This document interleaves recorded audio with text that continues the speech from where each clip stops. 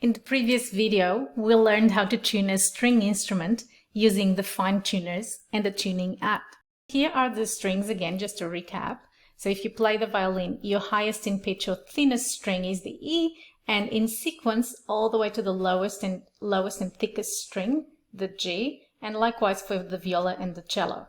So you want to use the fine tuners if the note on your tuner is really close to the note you want to achieve. So say it's very close to the D if I want a D. But what happens if my string is here and I want a D? That's when we need to use the pegs. We have a viola here, and as we can see in the tuner, the strings are in tune. Yeah, C, G, very close, D, and whoops, the A is very out of tune. My fine tuner cannot go any further. First thing you've got to do is release that fine tuner. Remember, anti-clockwise to release it. The pitch is going to go even further. So now we have an F sharp and we need an A. Going back to our wheel, we need an A and we have an F sharp. So we need to go this way, so higher in pitch to get to the A. But because it's so far, we will have to use the pegs. The string instrument pegs are nothing like guitar pegs. These are like plugs and they stay by friction. So if we release the tension just a little bit, the whole peg can come off. What we want to do is, as we turn the pegs, we want to keep the tension in, and we have to be really, really gentle but strong at the same time. If you turn just a little bit, it will make a huge difference in pitch. So if we turn 180 degrees, you'll probably break the string.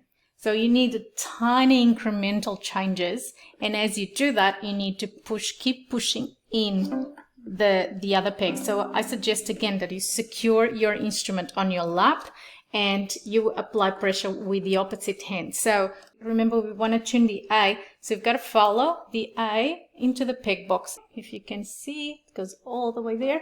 This is the A string peg, so I'm going to apply force on this side and I'm going to turn my peg very gently, and every time it moves I'm going to keep checking my fine tuner.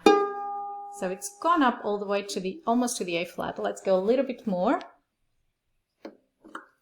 Okay, and now I'm close to the A flat, so if I'm not very confident with the pegs, I would probably at this stage go back and use the fine tuners. I'm going to give it another go to get it a little bit closer. It's gone a little bit over, so I'm going to anti-clockwise make it go lower.